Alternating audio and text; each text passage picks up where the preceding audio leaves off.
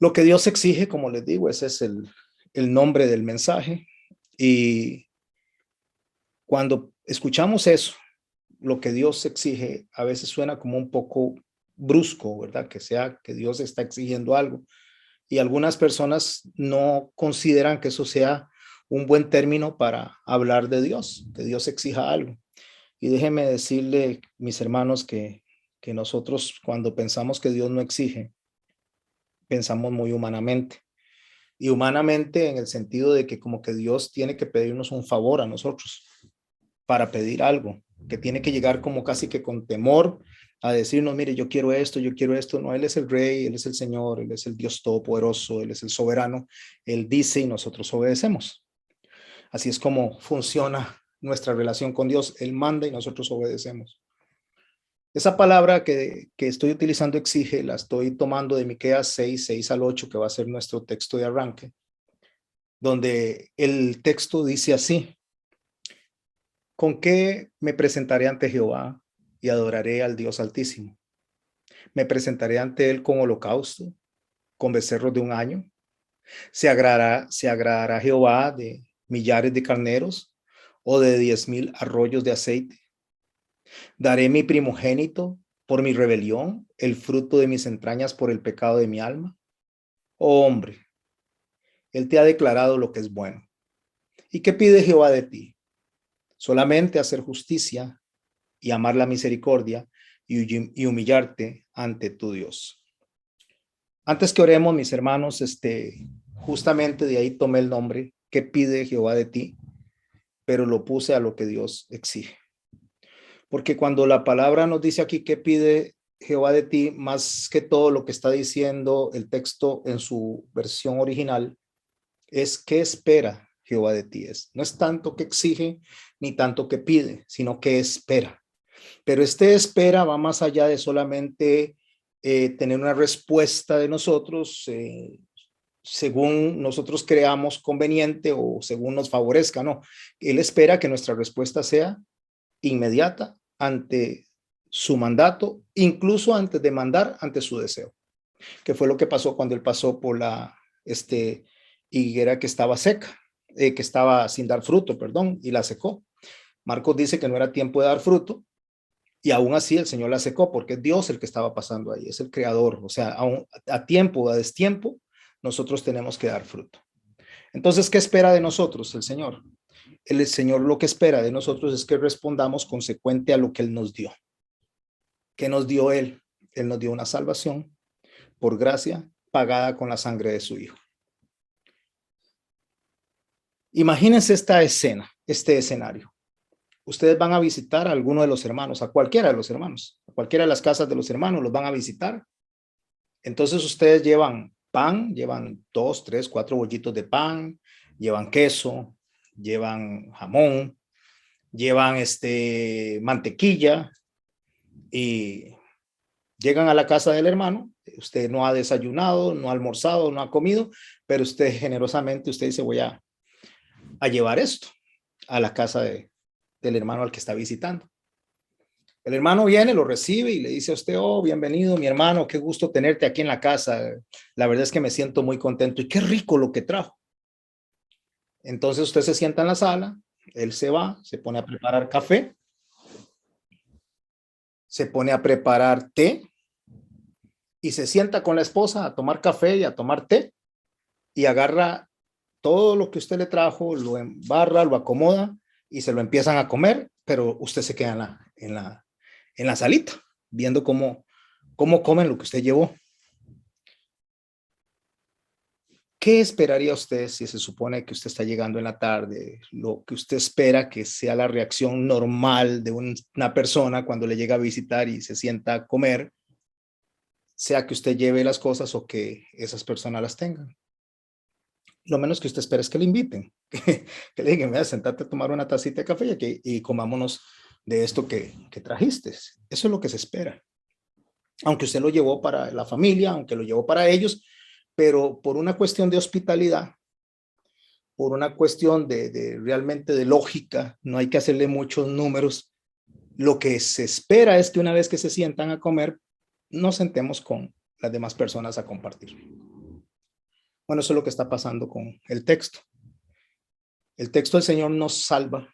El Señor viene y derrama su sangre en nosotros, nos rescata y espera algo de nosotros como consecuencia de algo que debe salir de una manera natural de nosotros. Es hacer justicia, amar misericordia y humillarnos delante de Él. Eso es lo que Él espera como mínimo. Una introducción tal vez no tan cortita, pero debido a que estamos a través de Zoom y nos permite pues desarrollarnos un poquito más, entonces vamos a orar con eso en la mente. Y con eso en la mente vamos a desarrollar la enseñanza de hoy, lo que Dios exige.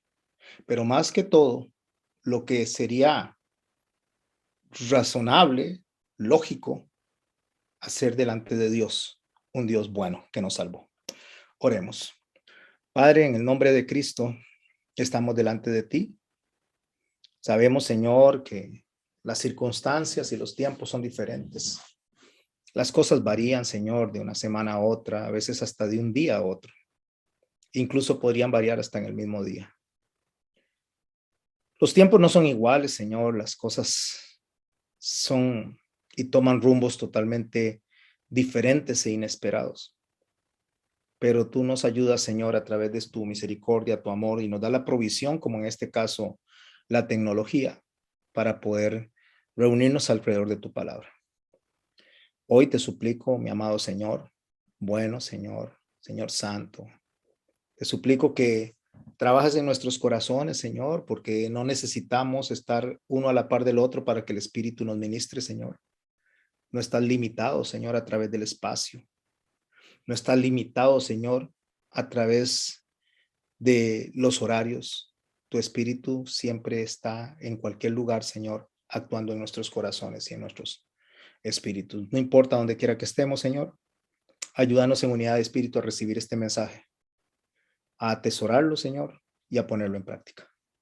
En tu nombre, Señor, pongo delante de ti mi boca, mi mente, mi corazón para poder reflexionar alrededor de esto, Señor.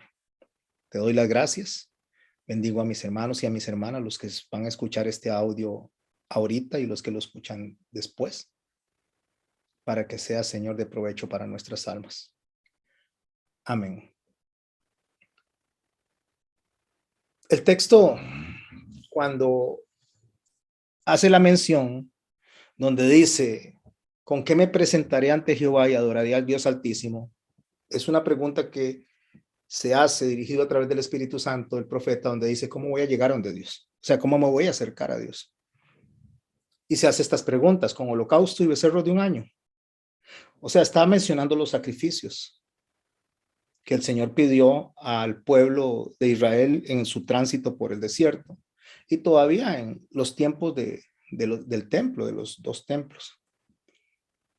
Y pregunta el profeta, dice, se agrada Jehová de millares de carneros y de 10,000 arroyos de aceite. O sea, él viene y magnifica, levanta, magnifica es la palabra correcta, magnifica lo que es el sacrificio y dice, ¿se agradará a Dios de eso? Y se pregunta, ¿tengo que dar mi primogénito, el fruto de mis entrañas por el pecado de mi alma? Pero si usted presta atención, él lo que está haciendo es una referencia justamente a un salmo que lo vamos a abordar dentro de un rato. Y en esta referencia a este salmo que él está mencionando, está mencionándolo justamente en primera persona. Porque cuando dice, daré mi primogénito por mi rebelión, el fruto de mis entrañas por el pecado de mi alma, hay una comparación de lo que Dios hizo por nosotros al dar a su hijo a morir por nosotros. Entonces, nosotros podemos ver que básicamente lo que el texto está diciendo no es que a Dios le molesta eso, no es que a Dios le molestan los sacrificios, porque entonces sería algo paradójico que Dios por un lado pidiera sacrificios, pidiera fiestas y por otro lado dice que eso no le agrada. Sino lo que está diciendo él en el contexto de que está hablando del sacrificio de su hijo es que nada de esto iba a satisfacer su justicia, Por lo tanto, lo único que iba a hacer que el Señor se diera por satisfecho para pagar por nuestra salvación es justamente el sacrificio de su Hijo. Y mis hermanos, esto es importante porque algunas personas pueden considerar este texto antinomiano. O sea, algo antinomiano significa que hay dos normas que hablan de un supuesto o de una sola cosa, pero tienen dos consecuencias jurídicas diferentes. O sea, es como decir, pero qué raro, Dios está pidiéndole sacrificios al pueblo y a la vez dice que no le agradan. Es como le digo, es una paradoja mental para nosotros, pero eso no es lo que está diciendo. Pero eso sucede justamente porque nosotros no comprendemos la diferencia entre ley y legalismo y no conocemos la diferencia entre religión y religiosidad. Cuando nosotros vemos el texto con ojos legalistas o con ojos de religiosidad, no vamos a ver el texto en profundidad, que es lo que espero en mi corazón poder transmitir en este día. ¿Qué es legalismo y qué es ley?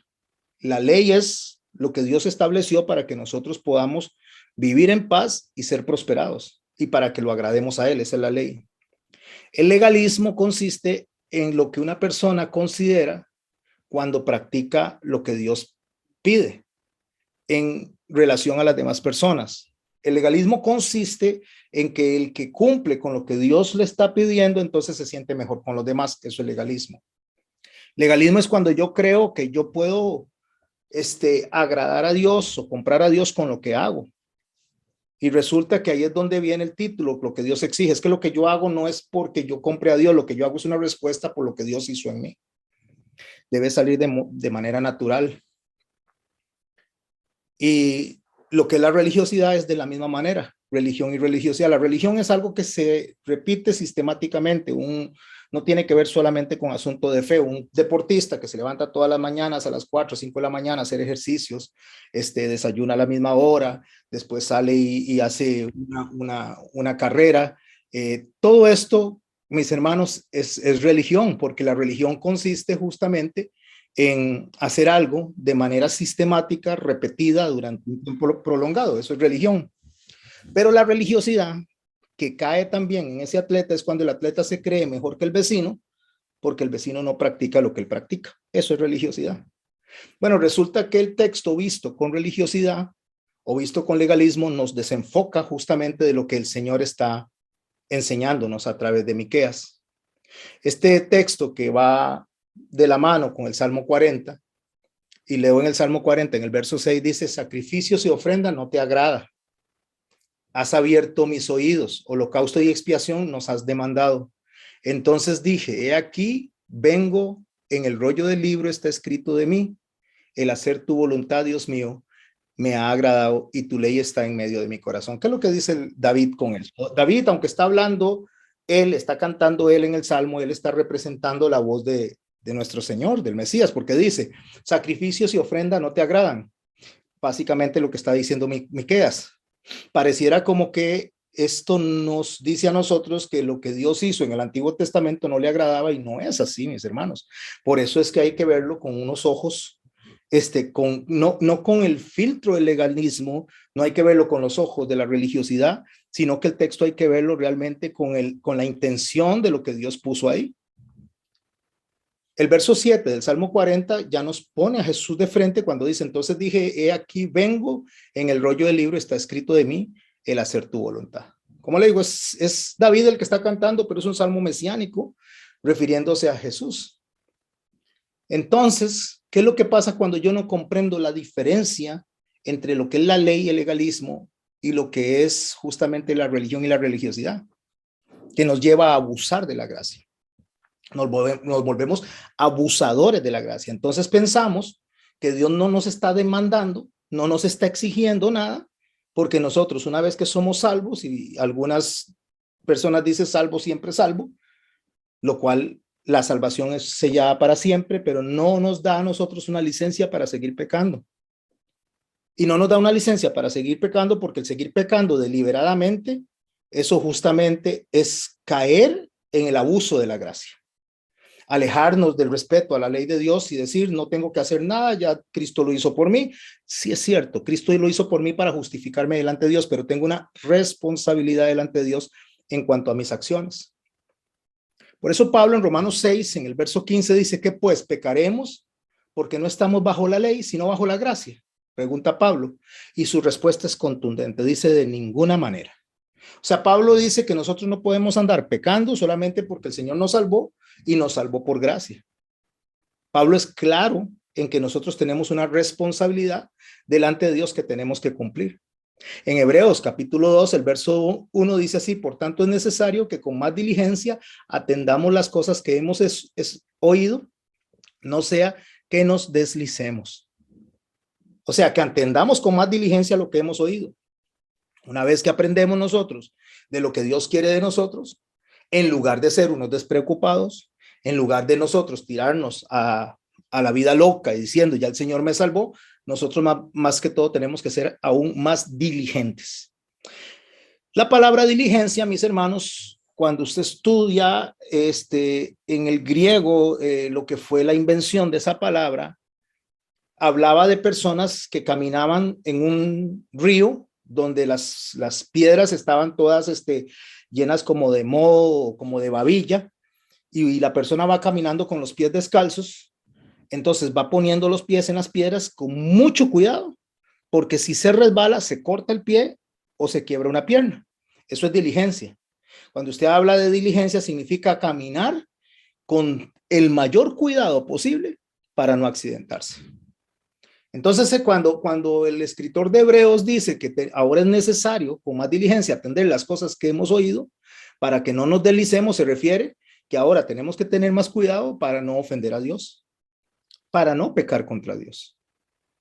Y dice el verso 2 de Hebreos 2, porque si la palabra dicha por medio de los ángeles fue firme, o sea, si Dios envió el mensaje y lo da por sentado y lo da por hecho porque Él es Dios, que no está pidiendo favores, como les digo, no nos está pidiendo un favor ni a usted ni a mí, ni a nadie, está dándonos una orden, Él habla en imperativo, Él es Dios.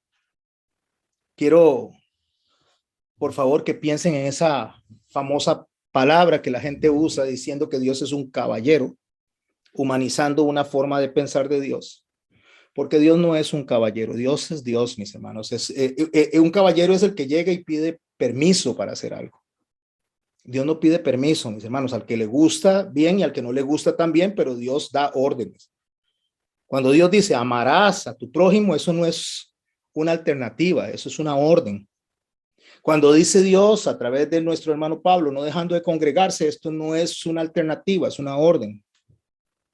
Cuando Dios dice que nosotros debemos de perdonarnos los unos a los otros, eso no es una alternativa, es una orden. O sea, Dios no nos está diciendo de una forma caballerosa, como las personas piensan, a ver si quieren hacerlo. No, está diciendo háganlo, porque si no hay consecuencias. Si fuera una persona que actúa humanamente de manera caballerosa, llamémosle así, si lo que quieren decir es que Dios es amor, eso yo lo entiendo. Si lo que quieren decir es que Dios se expresa de una manera compasiva y misericordia para pedir las cosas, está bien. Pero si lo que quieren decir es que Dios está pidiendo permiso para que nosotros le atendamos, eso no es así. Dios no nos está pidiendo permiso, Dios nos está demandando. Dios nos está exigiendo. Por eso es que él dice que si aún la palabra dada por los ángeles dice, fue firme, y toda la transgresión que hicieron las personas que desobedecieron a ese llamado de los ángeles fue llamado de atención o recibió su justa disciplina, dice, porque así dice, recibió su justa retribución. Escuche lo que dice el verso: ¿cómo escaparemos nosotros si descuidamos una salvación tan grande? Mi hermano, hoy en día la mayoría de la gente, y no quiero concentrarme ni en denominaciones ni personas en particular, pero la mayoría de las personas, mis amados hermanos, están concentrados en vivir la vida como les place. Y se vive un cristianismo barato. De hecho, en el siglo XVIII se habló de una gran predicación muy poderosa que se llama la gracia barata, porque la gracia barata consiste en que Dios nos salva a nosotros por gracia y nosotros hacemos lo que nos da la gana, o sea, no se le da el valor al sacrificio de Cristo. Por eso el libro de Hebreos dice que el que peca voluntariamente, lo único que puede tener es una expectación de juicio, de tal modo que va a tener en esa expectación el horrendo sentimiento de caer en las manos de un Dios vivo por haber pisoteado la sangre de Cristo. O sea, no, nosotros no podemos tomarla a la ligera. Por eso es que cómo vamos a escapar nosotros si descuidamos la salvación tan grande. Descuidarla no es que nosotros nos vayamos a ir al fuego eterno porque ya el Señor nos compró, pero descuidarla es olvidar que tenemos una responsabilidad delante de Dios y delante del prójimo, mis hermanos, que es los mandamientos que Él nos da. En Hebreos capítulo 1, en el verso 3, nos dice a nosotros que el Señor fue hecho a imagen de la sustancia de Dios y que Él mismo sustenta todas las cosas por su palabra. Sustenta es sostiene las cosas por su palabra. O sea que Dios dio una palabra para que nosotros nos sostengamos en el plazo del tiempo. Son tiempos difíciles y se van a poner más difíciles. No es que se van a poner más fáciles, van a ponerse más difíciles.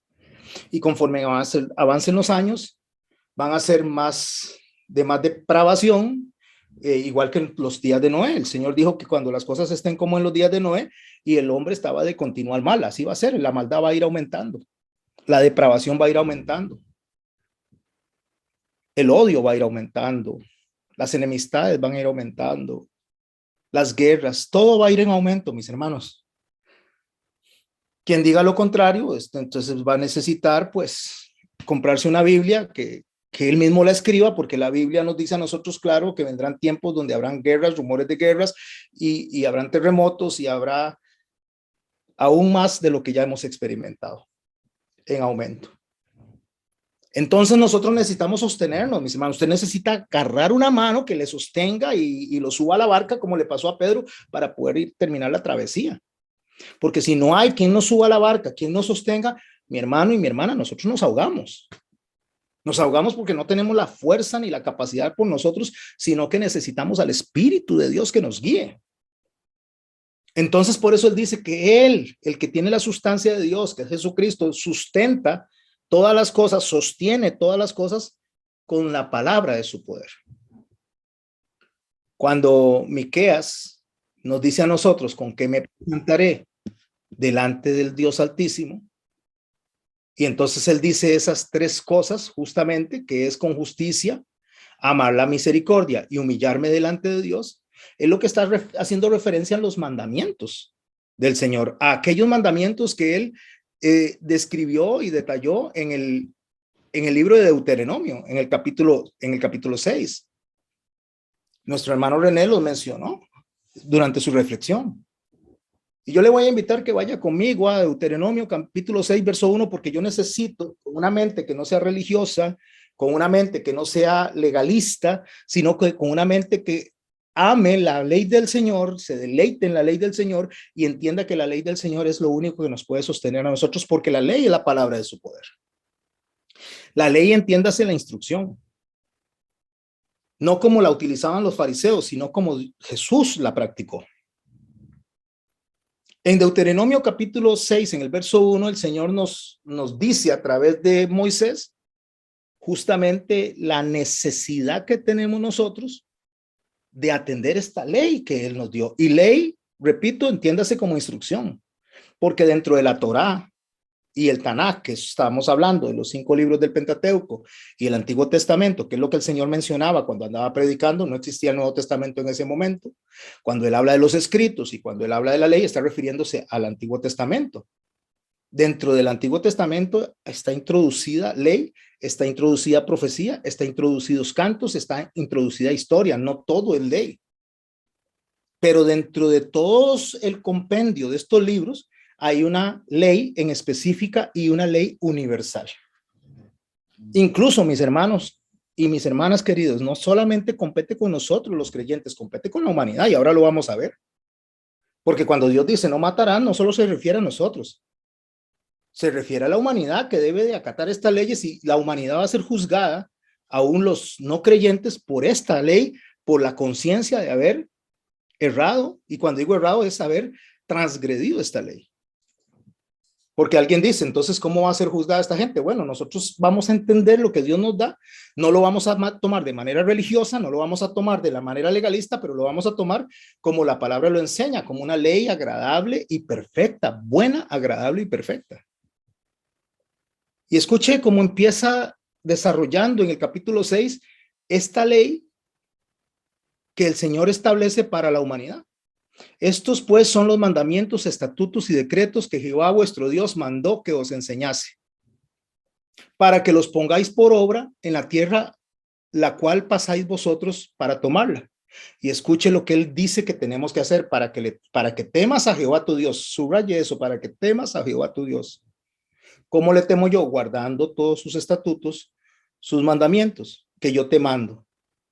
Tú, tu hijo y el hijo de tu hijo. Está hablando de generación en generación. Esa es la trascendencia que tiene la ley. O sea, cuando dice tú, tu hijo y el hijo de tu hijo, como en el hebreo no hay superlativos y algunos tiempos verbales no se manejan como nosotros, le está diciendo de generación en generación. Eso es lo que le está diciendo. Tú, tu hijo y el hijo de tu hijo, todos los días de tu vida significa para siempre.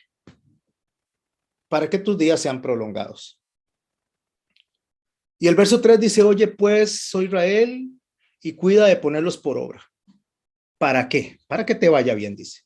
En la tierra que fluye leche y miel, y multipliquéis, y os multipliquéis, como ha dicho Jehová, el Dios de tus padres. Oye Israel, nuestro Señor Jehová, uno es.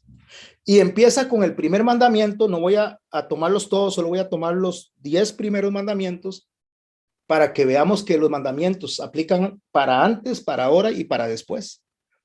Lo que yo tengo que entender es dónde cambian las normas y los estatutos de los mandamientos. Algunas normas era para ese pueblo en el desierto y no aplica para nosotros.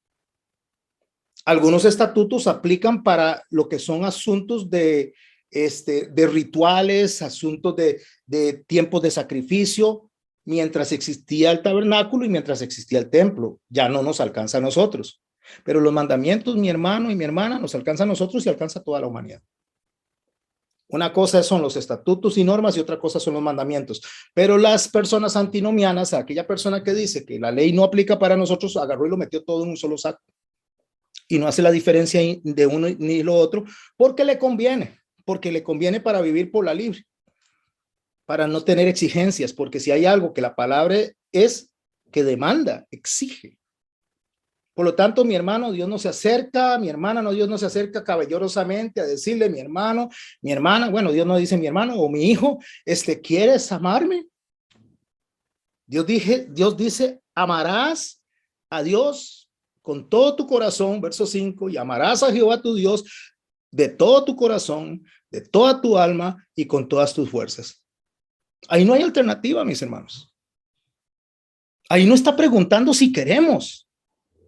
Ahí no está diciendo que qué nos parece, ahí está dando una orden, un imperativo donde dice, amarás a Jehová tu Dios como de todo tu corazón, de toda tu alma y de todas tus fuerzas. Quiero que recalque, por favor, la palabra todo y toda, o sea, está hablando de manera total, desde lo que es lo material hasta lo inmaterial, desde que es nuestro cuerpo a lo que es nuestro espíritu y nuestra alma. Nuestros pensamientos, debemos de amarlo al Señor. Y dice el verso 6, estas palabras que yo te mando estarán sobre tu corazón, las repetirás a tus hijos y hablarás de ellas estando en tu casa y andando en los caminos y al acostarte y cuando te levantes. Las atarás como una señal en tu mano y estarán como frontales en tus ojos. Frontales en tus ojos es pensando. Aquí en medio de los ojos está hablando del pensamiento. Aquí al frente, esta parte de la mente se llama el cortical frontal. El cortical frontal del cerebro es donde están las decisiones de lo bueno y lo malo. Cuando una persona se accidenta y se golpea el cortical frontal, las personas pierden la capacidad de diferenciar entre lo que está bien y lo que está mal, porque su cerebro se daña en ese momento ahí. Pero cuando la persona pone los pensamientos en el cortical frontal, que es aquí en medio de los ojos, él dice, esto lo pondrás, dice, en medio de tus ojos y las escribirás en los postes de tu casa y en las puertas. Lo que el Señor está diciendo aquí, estos mandamientos que yo te doy, los vas a aplicar en todas partes, en todo lugar, por siempre, por las generaciones, y lo vas a tener presente, no importa dónde usted esté. Y empieza a desarrollar todos los mandamientos que nosotros conocemos, iniciando por los 10 primeros mandamientos universales. Quiero leer esos mandamientos universales, o los quiero mencionar, no los quiero leer para que se nos haga más dinámica la enseñanza, el mensaje. Pero empieza con 3 que tienen que ver con la persona de Dios. y con 7 que tiene que ver con nosotros. Y esos 3 dice, amarás a Dios por sobre todas las cosas. Ese es el primero. No tomarás el nombre de Dios en vano. Santificarás las fiestas en nombre de Dios. Mis hermanos, estos mandamientos de amar a Dios sobre todas las cosas, entonces, ¿qué significa? ¿Que ya no aplican para nosotros hoy? Por supuesto que no. La respuesta es natural. La respuesta significa que aplican para los antiguos y aplican para nosotros. Amar a Dios es antes, ahora y después. Después viene el desarrollo de las relaciones interpersonales, que tienen que ver con el segundo mandamiento, que es amar al prójimo como a nosotros mismos, que va ligado a amar a Dios. Es honrar a tu padre y a tu madre, y es porque son las personas, se supone, más cercanas a nosotros. No matar, no comer, no cometer actos impuros, no robar, o no aplica para nosotros hoy también, que nos robemos, que no hagamos actos impuros, está hablando de inmoralidad, de no robar o levantar falso testimonio o mentiras. O sea, hoy sí podemos mentir, pero antes no se podía mentir. No consentirán pensamientos ni deseos impuros, no codiciará los bienes ajenos. O sea, mis hermanos, el que dice que la ley pasó y solo aplica para el pasado y no para ahora, no conoce ni el carácter de Dios ni conoce lo que es la palabra. ¿Por qué no la conoce? Porque eso aplica para usted y para mí ahora y siempre. Recuerden el nombre de la enseñanza, lo que Dios exige. ¿Y qué es lo que Dios exige? Que fue lo que dijo Miqueas. 3 cosas: hacer justicia, amar la misericordia y humillarnos delante de Dios. Dentro del contexto que nosotros lo estamos estableciendo, a través del mensaje que Dios dejó para que nos podamos agarrar, para poder sostenernos, que es donde nos sustenta a través de su palabra. Y dice el verso 20 del capítulo 6 de Deuteronomio: mañana cuando te pregunte tu hijo diciendo qué significan los testimonios y estatutos y decretos que Jehová nuestro Dios os mandó, le dirás a tu hijo: nosotros éramos siervos de Faraón en Egipto y Jehová nos sacó de Egipto con mano poderosa. Jehová hizo señales y milagros grandes y terribles en Egipto, sobre Faraón, sobre su casa, delante de nuestros ojos. Y nos sacó de allá para traernos y darnos la tierra que juró a nuestros padres. Y nos mandó Jehová que cumplamos todos sus estatutos y que temamos a Jehová, para que nos vaya bien en todos los días y para que nos conserve la vida como hasta hoy. Y escuche lo que dice: y tendremos justicia cuando cuidemos poner por obra todos los mandamientos delante de Jehová nuestro Dios, como él nos mandó. ¿Tendremos qué? Justicia. ¿Qué fue lo que él pidió que nosotros teníamos que hacer? Y me encanta cómo lo dice: solamente Jehová pide esto de ti. Solamente significa, no le estoy pidiendo más de lo que usted no puede dar. Estoy pidiéndole que haga justicia, que ame en misericordia y que se humille delante de Dios. Solamente. Cuando eso dice solamente, podemos llevarlo, tal vez, mis hermanos, muy sencillo, a nuestro pensamiento. No tienen que ir de rodillas de una provincia a otra hasta rasparse los pies para que ustedes puedan agradar a Dios. No tienen tampoco ustedes que subirse a una cruz, que los crucifiquen. No tienen que hacer eso para agradar a Dios. No tienen tampoco ustedes que dar y deshacerse de todos sus bienes y de toda su plata para agradar a Dios. No tienen tampoco que trabajar 24 horas, 365 días al servicio de un pastor o en una iglesia o de un sacerdote para agradar a Dios. Solamente, escuche, solamente. Espero ampliar esto, mis hermanos, y que esté ampliándolo mi boca a la hora de expresarme. Solamente. Solamente significa: hagan esto y con eso ustedes están agradando a Dios. ¿Qué tienen que hacer? Justicia. ¿Qué tienen que hacer? Misericordia. ¿Y qué tienen que hacer? Humillarse delante de Dios. ¿Y qué significa eso entonces? Bueno, para comprender esto, nosotros tenemos que saber que si esto es lo bueno que Dios ha declarado, esto es lo bueno que agrada a Dios, yo necesito saber entonces qué es lo malo. Porque cuando yo sepa qué es lo malo, me voy a dar cuenta qué es lo bueno. Y voy a practicar la justicia, la misericordia y la humillación delante de Dios, de forma de que no me guíe hacia lo malo, sino que me guíe hacia lo bueno. Para comprender qué es lo malo, entonces, y tomarlo como un parámetro, como un eje en el cual vamos a girar en la enseñanza, el Señor dice en Juan 3:19, dice: los hombres amaron más las tinieblas que la luz, porque sus obras eran malas. ¿Qué es lo que era malo de los hombres, mis hermanos y mis hermanas? ¿Qué era lo que a Dios le desagradaba a los hombres? Las obras, lo que hacían, cómo actuaban. Por eso es que hay unos mandamientos que nos enseñan a nosotros cómo actuar.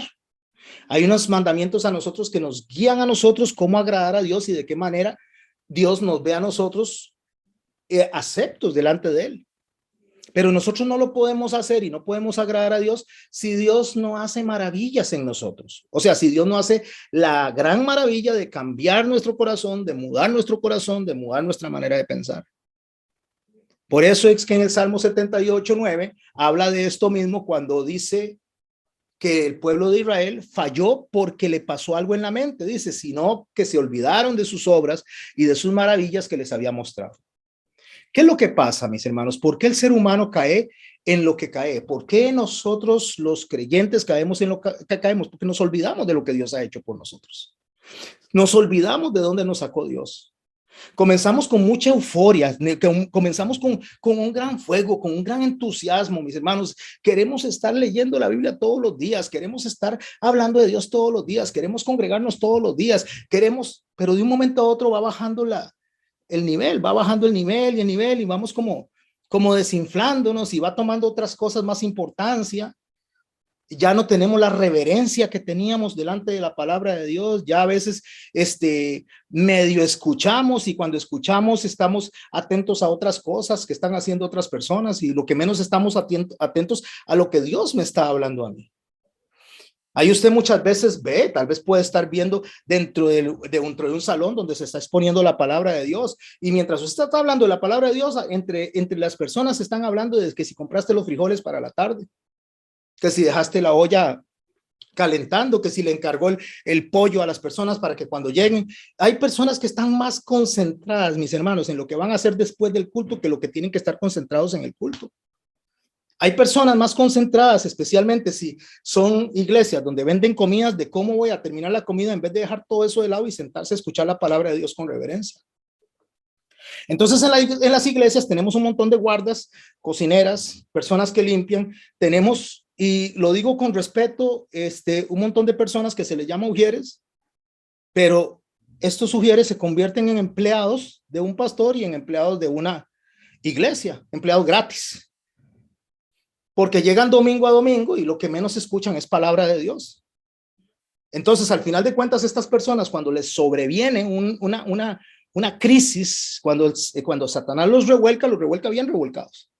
Pero tenían 20 años de estar asistiendo a la iglesia, no, tenían 20 años de estar limpiando la iglesia mientras estaba el culto, cocinando mientras estaba el culto, cuidando carros mientras estaba el culto. 20 años haciendo eso. Eso es otra cosa, mis hermanos. Porque lo que debería hacer es que se sienten todos a una, en un solo espíritu, a escuchar la palabra de Dios. Eso es lo que deberíamos de hacer para poder entender perfectamente qué es lo que Dios quiere de nosotros, qué es lo que pide de nosotros, qué es lo que exige de nosotros. Y cuando yo me siento y entiendo lo que Dios exige de mí, qué es lo que Dios pide de mí, es lo que Miqueas dice, replicando lo que el Señor dijo en Deuteronomio capítulo 6. Solamente lo que les estoy pidiendo es hacer justicia, amar misericordia y humillarte ante de Dios. Entonces, ¿qué es eso? Tengo que preguntarme qué es eso. ¿Qué es hacer justicia? ¿Qué es amar misericordia? ¿Y qué es humillarme delante de Dios? Porque en eso me voy me voy a instruir para poder agradar a Dios, para poder serle agradable, porque Dios no está diciendo que Él lo que mandó le diera insatisfacción, porque Él pidió los sacrificios y Él pidió todo lo que pidió porque era para un momento y un tiempo. Hoy tenemos a Jesús, tenemos al Espíritu Santo, pero de igual manera tenemos que ser sacrificio vivo delante de Dios. ¿Y qué es ser sacrificio vivo? Renunciar a nosotros, menguar nosotros para que Cristo crezca en nosotros. Porque la justicia es actuar con honor y en honra, obedeciendo al primer mandamiento. ¿Qué es obedecer el primer mandamiento? ¿Cuál es el primer mandamiento? Ya los leí, pero ¿cuál es el primero? El más grande de todos los mandamientos. Amar a Dios por sobre todas las cosas. Y esto, mis hermanos, a veces se toma a la ligera. Amar a Dios por sobre todas las cosas incluye cosas, personas y circunstancias. Pero mis hermanos, tenemos un problema porque hay personas o habemos personas, para no quedarnos fuera, que de según lo que tengamos el fin de semana o el día que es de congregarnos, entonces dejamos de lado a Dios para celebrarle a nuestro papá, a nuestra mamá, a nuestro amigo, a nuestro tío, y entonces a celebrarle el cumpleaños, celebrarle algo, y dejamos a Dios de lado. Le estamos diciendo a Dios, usted no ocupa el primer lugar. Yo no lo estoy llamando por sobre todas las cosas, sobre todas las circunstancias, ni sobre todas las personas. Porque cualquier persona que llegue a mi círculo en el momento que tengo que ir a escuchar de él, a ser instruido de él, me quita eso, me quita la atención. Y le doy el lugar a esta persona, y eso es idolatría, mis hermanos. No diga eso, pastor, es que usted definitivamente, usted es un legalista. No, no, yo no soy legalista. El Señor lo dice muy claro. Amar a Dios por sobre todas las cosas. Eso no es legalismo, eso es ley. Y si dice, si usted ama más a su padre y a su madre que a mí, no es digno de mí. No está diciendo que no ame a su padre y a su madre. Está diciendo que si el amor por ellos es más que por el Dios, entonces no es digno de él. Entonces, ¿por qué nosotros andamos diciendo a boca abierta para todo lado que nosotros amamos a Dios y que entonces no importan los sacrificios que se hicieron, porque eso era para la gente de antes, pero era para enseñarme a mí que yo tengo que sacrificar muchas cosas delante de Dios para que Él esté honrado, para que Él esté agradado? Entonces, la obediencia es el primer acto de respuesta al mandamiento de una forma natural. ¿Qué es lo que quiero decir, mis hermanos, con esto? Que como cuando usted llegó con el pan, cuando usted llegó con el cafecito, cuando usted llegó y llegamos todos a la casa del hermano, lo normal, lo natural es que el hermano diga, siéntese a comer aquí con nosotros. Entonces, lo natural para una persona que sabe que Cristo lo salvó, que Dios lo salvó y que le demanda a Dios amor hacia él, es que le obedezcamos. Que obedezcamos lo que él dice y la forma en que él lo pide, de la forma que él lo dice, no a la forma que a nosotros nos da la gana. Ese es el primer paso. El primer paso es hacer justicia, y hacer justicia es amar a Dios en honra por sobre todo. Porque hacer justicia es saber equilibrarme, eso es la palabra justicia, saber equilibrarme y saber que la balanza siempre debe ir a favor de Dios. Siempre debe, en la balanza mía debe pesar siempre más Dios que cualquier cosa. Nunca otra cosa va a pesar más que Dios. Jamás, no debería, porque si algo pesa más que Dios, mi hermano y mi hermana, no estoy llamando a Dios por sobre todas las cosas. Estoy llamando a Dios, pero de manera miserable, mezquina, y le estoy dando lo que sobra. Y Dios no quiere lo que sobra, Dios quiere todo.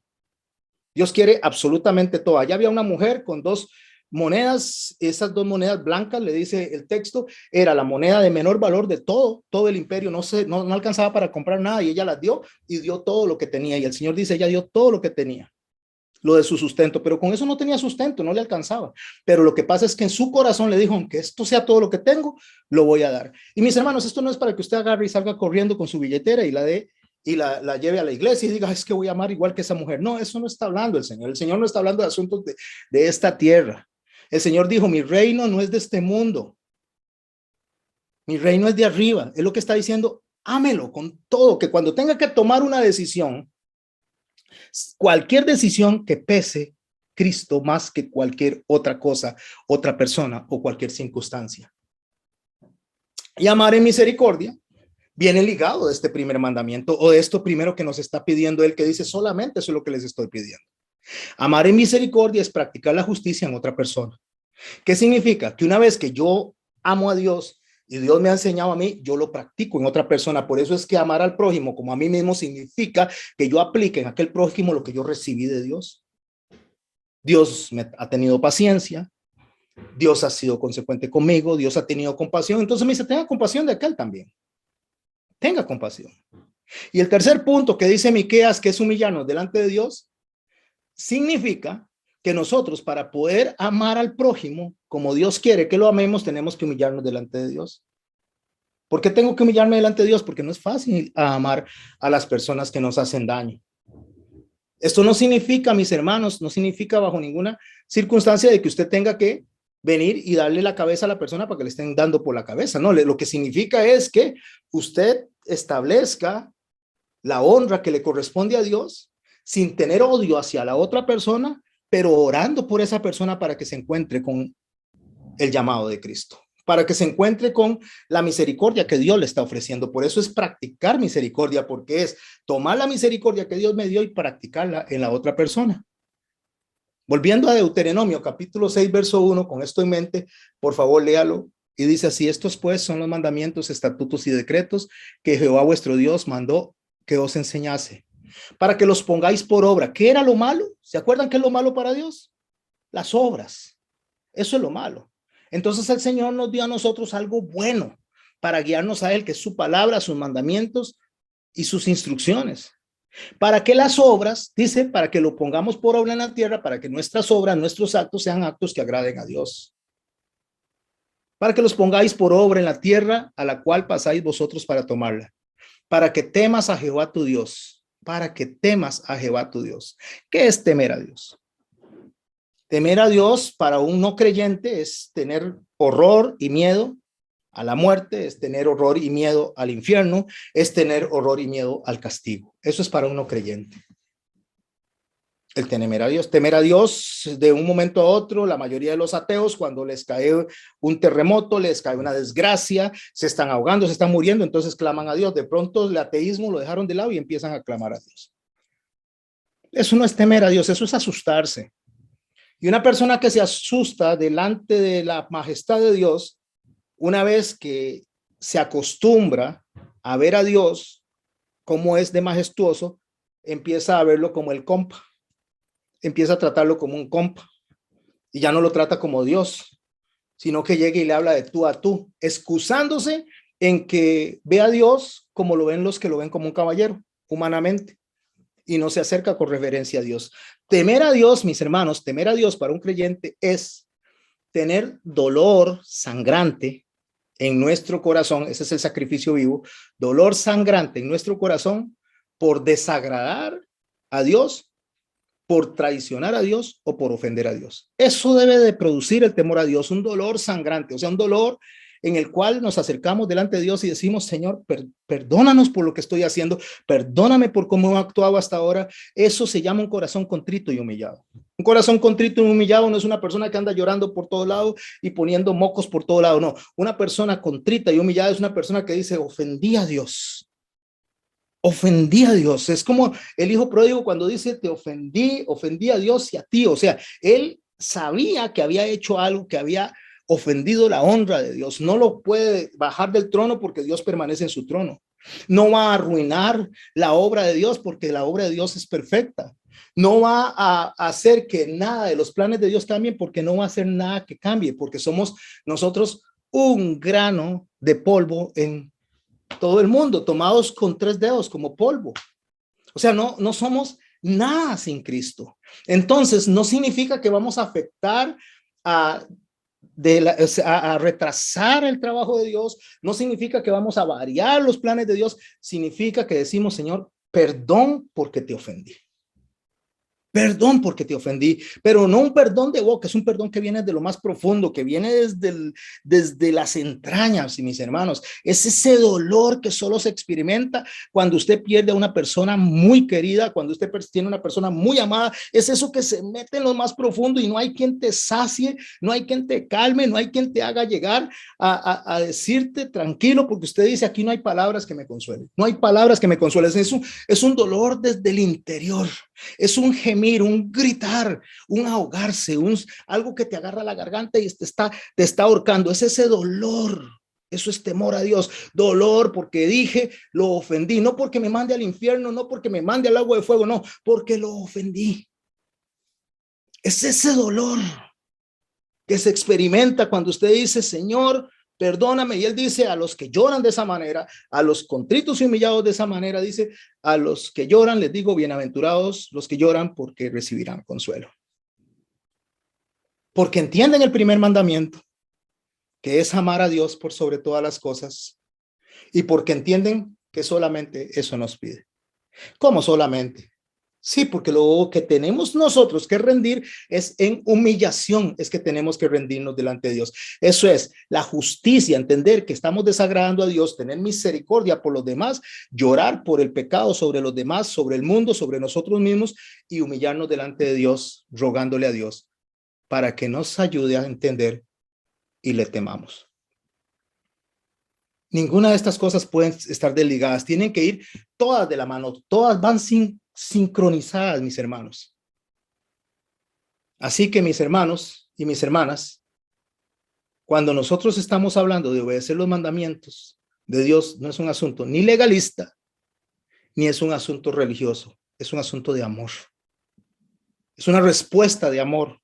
Es una respuesta como el hermano que visitaste, que le llevaste pan, que le llevas jamón, que le llevas mantequilla, y la respuesta del hermano es de amor. Siéntese a la mesa conmigo a comer. Usted sabía que todos los actos de amor que están en la Biblia giran alrededor de una mesa, a la mesa del Cordero, a la mesa de la Pascua, a la mesa de las bodas. Todo gira alrededor de una mesa. Es sentarse a comer con los hermanos porque les amamos. Sentarse a comer con las personas es demostrar justamente la koinonía, el afecto y cómo es que nosotros podemos caminar de la mano. No significa ser alcahuetas con los hermanos, es tener compasión con los hermanos, porque no vamos a aprobar lo que Dios no aprueba, pero tampoco vamos a condenar lo que Dios no condena. Es pensar equilibradamente, mis hermanos, es tratar de toda la medida posible entender la mente de Cristo en nosotros, la sustancia. Quiero explicarles, mis hermanos y mis hermanas, con un salmo, con el Salmo 19. Les voy a invitar que me acompañen y voy a leerlo a partir del verso 7. Esto nos va a agarrar y nos va a ayudar a concentrarnos, nos va a ayudar a meternos en la mente de Dios y nos va a ayudar a entender por qué Dios exige, por qué Dios demanda. ¿Sabe por qué Dios exige y por qué Dios demanda? Porque Él dio todo. Él dio a su Hijo unigénito para que todo aquel que en Él crea no se pierda, mas tenga vida eterna. Porque Él dio lo más preciado que tenía. Él dio todo.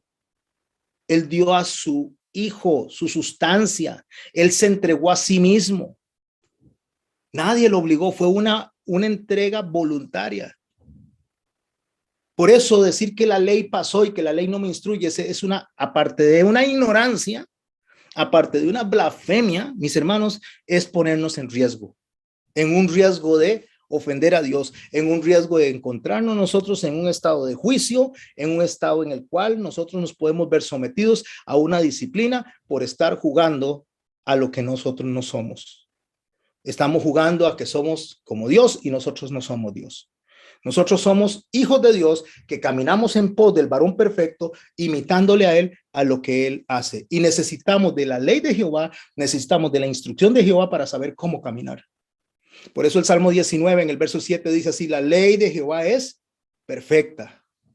Préstele atención, por favor, la ley de Jehová es perfecta. Y cuando está hablando de la ley de Jehová, cuando todo esto fue escrito, cuando Jesús lo mencionó, no existía el Nuevo Testamento. Está hablando de lo escrito en el Antiguo Testamento y eso es perfecto. ¿Por qué es perfecto? Porque convierte el alma. Mi hermano, usted y yo nos transformamos porque el Señor nos hace un llamado, un imperativo y nos dice, ámenme por encima de todo. Eso es perfecto. Eso convierte el alma. Esto ordena nuestras prioridades. El testimonio de Jehová es fiel. ¿Y por qué el testimonio de Jehová es fiel? Porque también da resultados. Hace sabio al sencillo. Y hace sabio al sencillo no es hace sabio al tonto, no, hace sabio al sencillo significa hace sabio a la persona que no tiene conocimientos, a la persona que todavía no sabe cómo conducirse, hace a la persona y le da sabiduría de cómo agradar a Dios. Por esa razón, dice el verso 8, los mandamientos de Jehová son rectos. ¿Por qué son rectos? Que alegran el corazón. ¿Sabe qué produce cuando obedecemos a Dios, cuando nos entregamos realmente a lo que Dios nos pide? Cuando nos produce gozo, nos produce alegría. Por eso el precepto de Jehová es puro, dice, alumbra los ojos, nos ayuda a ver, nos da dirección. Mis hermanos, los juicios de Jehová, dice, son verdad, todos son justos. Deseables son más que el oro y más que mucho oro afinado. Así de ricos, así de preciados, así de deleitosos son. Dulces más que la miel, dice, son dulces más que la miel. Y la que se destila del panal. Decía Eric que un día me preguntaba a mí que si yo había comido del panal directamente. Yo le dije que nunca había comido de eso. Usted no se imagina lo que se ha perdido, me dice Eric. Él como conoce y como trabaja en la parte de agricultura. Cuando usted llega a un panal y el panal está lleno y usted agarra un trocito de eso, como si fuera una galleta, dice, llena de miel, eso es delicioso. Es exquisito, dice. No hay algo que se asemeje a eso, dice. Y escuche lo que dice el salmista, dice, deseables son más que el oro, más que mucho oro afinado y dulces más que la miel, que la que se destila del panal. Pero ahí no se queda el salmista. El salmista no solo ve lo positivo de la ley en cuanto a que le produce gozo, alegría, sabiduría, sino que le cambia el rumbo. Dice, tu siervo es además amonestado con ellos. O sea, me quita del camino por el que voy y me endereza el camino para que haga lo correcto. ¿Cuándo soy amonestado? Cuando dice, en guardarlos hay grande galardón. Y termina preguntando el salmista, que estoy hablando de David, dice, ¿quién pondrá a entender sus propios errores? Tan buenos y tan agradables y tan perfecta la ley que nos enseña algo que el salmista logró entender, que David dijo, líbrame de los pecados que me son ocultos. ¿Sabe qué, mi hermano y mi hermana? Aún hay pecados que ni siquiera conocemos. Y cuando agarramos la ley, cuando agarramos la palabra de Dios y la leemos, nosotros decimos, ups, estaba ofendiendo a Dios y enderezamos el camino. Usted sabe por qué la gente no se congrega hoy en día, los creyentes hoy en día no se congregan y andan buscando nada más el show, el entretenimiento, andan porque sabe que una vez que se da cuenta de que está ofendiendo a Dios, tiene que cambiar. Entonces, una vez que él se da cuenta de eso, dice, no, mejor no me expongo, mejor no oigo la palabra porque tengo que cambiar, como si eso fuera una excusa, porque al final de cuentas hay un mandamiento que dice escudriñad las escrituras. Y también dijo el texto con el que comenzamos, que la repitamos todos los días, las peguemos en las paredes, las peguemos en el corazón. Entonces ya el huir de la palabra para no exponernos a ella, para que no nos haga cambiar, ya eso es desobediencia. En Mateo 17, nuestro Señor Jesucristo dijo estas palabras, no penséis que he venido a abrogar la ley y los profetas. No he venido a abrogarla, sino para cumplir. Porque de cierto os digo que hasta que pasen el cielo y la tierra, ni una jota ni una tilde pasará de esta ley hasta que todo se haya cumplido. Escuchen, mis hermanos, para los que dicen que esto es algo que tenemos que dejar de lado porque ya pasó, el Señor nos dice cuándo pasa esto. El Señor dice cuándo termina esta ley. Porque de cierto os digo, verso 18, Mateo 17, y voy a resaltar con mi voz, voy a acentuar con mi voz lo que voy a decir, porque de cierto os digo que hasta que pasen el cielo y la tierra, ni una jota ni una tilde pasará de esta ley hasta que todo se haya cumplido. Hermano y hermana, asómese a ver si está el cielo y arrodíllese y toque la tierra. Si está el cielo y si está la tierra, todavía la ley aplica. Hasta que eso se termine y hasta que usted salga y no haya tierra sobre cuál pararse, entonces sí le voy a creer que eso es cosa del ayer. Mientras tanto, existe el cielo y mientras tanto exista la tierra, dice, nosotros tenemos que enseñar que esta ley es buena, agradable y perfecta. De manera, dice el verso 19, que cualquiera que quebrante uno de estos mandamientos, por muy pequeño, y así enseña a los hombres, muy pequeño será llamado en el reino de los cielos. O sea, será un insignificante. Mas cualquiera que los haga y los enseñe, este será llamado grande en el reino de los cielos. Porque yo os digo que si vuestra justicia no fuere mayor que la de los escribas y fariseos, no entraréis en el reino de los cielos. ¿Sabe cuál era la justicia de los fariseos? Ataban cargas difíciles de llevar, o sea, le exigían a las personas lo que ellos no cumplían. Le pedían a los demás que hicieran cambios que ellos no hacían. El problema, mi hermano, no es la ley. El problema no es la enseñanza. El problema no es el mandamiento. El problema es que le aplicamos Biblia a los demás que no nos aplicamos a nosotros. El problema es que le andamos recetando a todo mundo cómo conducirse, cómo comportarse, y nosotros no nos comportamos como Dios nos demanda que nos comportemos. Perdone, le decimos a todo mundo, pero nosotros no perdonamos. Ame al prójimo, pero no lo amamos. Sea responsable con sus hijos si no somos responsables. Ame a su esposa y véala como vaso más frágil, pero no lo vemos como vaso más frágil. Respete a su esposo, pero no lo respetamos. Obedezca a las autoridades, pero nosotros nos rebelamos. Me estoy explicando qué clase de cristianos no somos nosotros. Somos cristianos de pacotilla. Somos cristianos jugando al cristianito. Somos cristianos que pensamos que nosotros podemos comprar a Dios. Que nosotros podemos no congregarnos y entonces ahí por correo le mandamos algo al pastor o le mandamos algo a la iglesia y nos sentimos tranquilos por eso. Porque estamos sosteniendo, porque estamos ofrendando y Dios no quiere eso. Dios quiere que usted se congregue. No necesita nada, Él es el dueño de todo. No nos congregamos, no vamos a escudriñar las escrituras, pero cuando aparece ahí algo que haya que dar en la Teletón, vamos a dar ahí para sentirnos buenos. Y ojalá salir en la foto. Tómenme fotos. Nosotros estamos en ayuda social. Tómeme foto y salimos en la foto. Pero estamos saliendo en la foto que nosotros escogimos, no en la que Dios escogió. Porque la foto que Dios escogió, en la cual tenemos que estar presentes, de pie, al frente, para que nos la tomen. Él la describió en Miqueas 6:6-8. Y lo titulé Lo que Dios exige. ¿Con qué te presentarás ante Jehová? Y adoraré al Dios Altísimo. ¿Me presentaré con holocaustos, con becerros de un año? No, mis hermanos, puede dar usted la plata que quiera, puede ayudar a las asociaciones que quiera, puede ir a ayudar a los pobres que quiera, puede levantar cooperativas que quiera, no importa lo que haga, eso no es lo que Dios está pidiendo. Se agrada Jehová de millares de carneros y de 10,000 arroyos de aceite. Eso es lo que Dios está pidiendo, que usted se entregue totalmente al servicio social, que se entregue totalmente a los vecinos, que se meta entre la Cruz Roja, que se meta entre los bomberos, que se meta en todo 24 horas, 365 días. No, eso no es lo que él dice. Hombre, le dice, hombre, verso 8, te ha declarado ya lo que es bueno y lo que Jehová pide de ti. Solamente hacer justicia.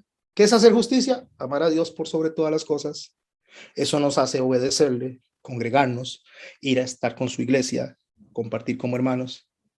Amar misericordia. Bueno, de la manera que Él me trata a mí, entonces yo voy a hacer misericordia, voy a ser compasivo, voy a representarlo y me humillo delante de Dios, porque digo, esto que está diciendo el pastor, en lugar de enojarme con él, me arrodillo delante de Dios y le digo, Cristo, perdóname. Perdóname, mi amado Señor, porque realmente he sido un cristiano de pacotilla. Desesperado me encuentro, Señor. Ayúdame hoy, yo quiero saber lo que debo hacer. Muéstrame el camino que debo seguir. Señor, por mi bien yo quiero vivir un día a la vez. Un día a la vez, mi Cristo, es lo que pido de ti. Dame las fuerzas para vivir un día a la vez. Ayer ya pasó, mi Cristo, mañana quizás no vendrá. Dame las fuerzas para vivir un día a la vez. Tú ya viviste entre los hombres. Tú sabes, Señor, que hoy está peor, es mucho el dolor. Hay mucho egoísmo y mucha maldad. Señor, por mi bien yo quiero vivir un día a la vez.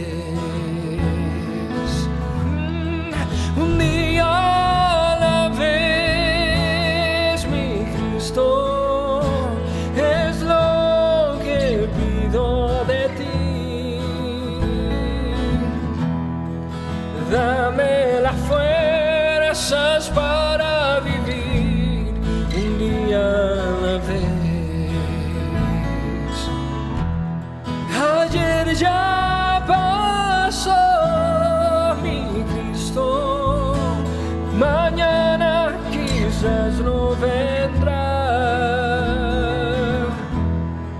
Ayúdame hoy, yo quiero